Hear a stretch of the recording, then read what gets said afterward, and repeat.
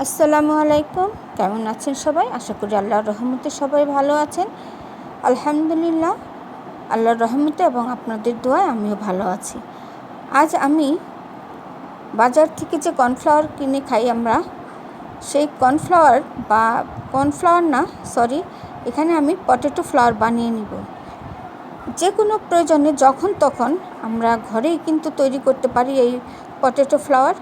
যেহেতু ভুট্টা দিয়ে তৈরি করলে হয় কর্নফ্লাওয়ার, আর আলু দিয়ে তৈরি করব, সেজন্য হচ্ছে পটেটো ফ্লাওয়ার। তো আমি এখানে 2 কেজি আলু নিয়েছি, ছিলে খুব ভালো মতো ধুয়ে নিয়েছি। এখন আমি গ্রেটারের এই ছোট দিকটা দিয়ে আমি এই আলুগুলোকে গ্রেট করে নিব। আমার কিন্তু আলুগুলো গ্রেট করা হয়ে গিয়েছে। এখন এই গ্রেট করা আলুগুলোকে আমি এই পানি থেকে, যেখানে প্রচুর পরিমাণে পানি দিয়েছিলাম, তা না হলে আলুগুলো আরও বেশি কালো হয়ে যায়, সেজন্য পানি দিয়ে নিয়েছি। সে পানি থেকে এখন আমি চিপে চিপে আলুগুলোকে আলাদা করে নিব। তারপর আমি এই পানিগুলোকে রেস্টে রেখে দিব 2 ঘন্টার জন্য, যাতে পটেটো ফ্লাওয়ারগুলো নিচে জমে যায়। যে কর্নফ্লাওয়ার আমরা বাজার থেকে কিনে খাই চড়া দামে, সেই কর্নফ্লাওয়ারটা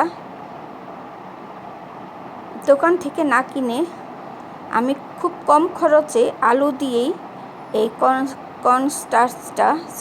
পটেটো স্টার্চটা বানিয়ে নিয়েছি, বা পটেটো ফ্লাওয়ার যেটাকে বলেন, সেটাকে বানিয়ে নিচ্ছি।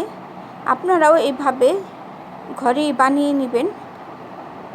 তো আলুগুলোকে আমি ভালো মতো চিপে আলাদা করে নিয়েছি। আর এর যে পানিটা, এটাকে আমি 3 ঘন্টার জন্য একটু রেস্টে রেখেছিলাম, যাতে আমার যে পটেটো ফ্লাওয়ারগুলো সেগুলো নিচে জমে যায়, এবং আর পানিগুলো সেই পানিগুলো মানে উপরে থাকে। আর এগুলোকে আমি আস্তে আস্তে ফেলে দিয়েছি।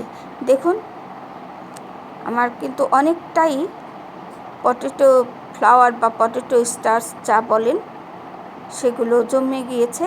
এখন আমি এগুলোকে আরেকটু ভালো মতো ধুয়ে নিব, যেহেতু কালো পানিটা, যে আলুর যে কষ, সেটা কিন্তু এখনও রয়ে গিয়েছে। তো এটাকে আমি ভালো মতো আবার একটু ধুয়ে পানিগুলো ঝরিয়ে নিব। আর পানিগুলো ঝরিয়ে আমি আপনাদেরকে আবার দেখাবো যে এই পটেটো স্টার্চ বা পটেটো ফ্লাওয়ারটা আমার কেমন হয়েছে। দেখুন, এই পানিগুলোকে ঝরিয়ে আমি এই যে পটেটো ফ্লাওয়ার সেগুলো একটু স্টিলের প্লেটে নিয়েছি রোদে শুকানোর জন্য। তো রোদে শুকানো আমার হয়ে গিয়েছে। দেখুন কতটা ঝরঝরে হয়েছে এবং কতটা পরিমাণে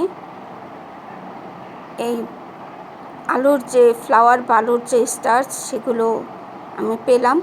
অল্প কিছু খরচ করে, মাত্র আমার 30 টাকা খরচ হয়েছে এই আলু কিনতে।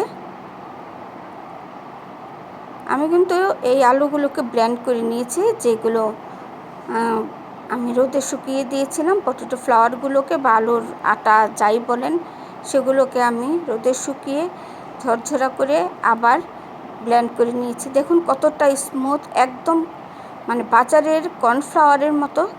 কেউ দেখলে বলবে না যে আমি এগুলো কর্নফ্লাওয়ার না, আমি এগুলো আলু দিয়ে তৈরি করেছি। আপনারাও এইভাবে কম খরচে বাসায় বানিয়ে নেবেন, আপনাদের খরচ অনেকটাই কমে যাবে। আমার আজকের এই রেসিপিটা আপনাদের কাছে কেমন লেগেছে অবশ্যই কমেন্ট করে জানাবেন। আজ তাহলে এখানেই বিদায় নিচ্ছি। দেখা হবে নতুন কোনো রেসিপি নিয়ে। আল্লাহ হাফেজ। আসসালামু আলাইকুম।